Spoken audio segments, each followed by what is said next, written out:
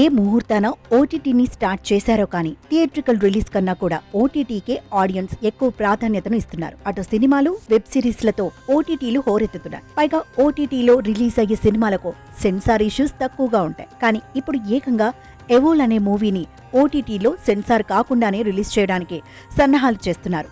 Love అనే పదాన్ని ఇంగ్లీష్లో తిరగరాస్తే వచ్చే పదమే ఈ ఎవోల్.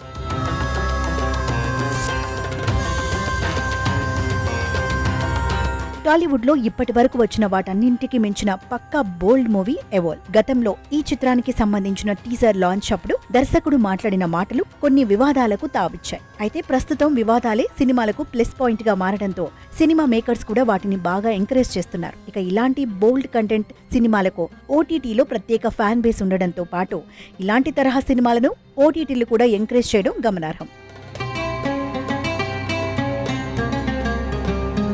రెండు జంటల మధ్య నడిచే కథను చాలా బోల్డ్ గా తెరకెక్కించారు ఈ చిత్ర దర్శకుడు రామ్ వెలగపూడి. మొదట్లో ఈ చిత్రాన్ని థియేట్రికల్ గా రిలీజ్ చేద్దామనుకున్నారు. కానీ సెన్సార్ బోర్డ్ ఈ సినిమాకు తీవ్ర అభ్యంతరాలు తెలపడంతో సెన్సార్ కార్యక్రమాలను పూర్తి చేసుకోలేకపోయింది. అయితే ఈ చిత్రాన్ని నేరుగా సెన్సార్ సర్టిఫికేట్ లేకుండానే ఆహా లాంటి బడా ఓటీటీలో ఆగస్టు 15 నుంచి స్ట్రీమింగ్ కానుంది.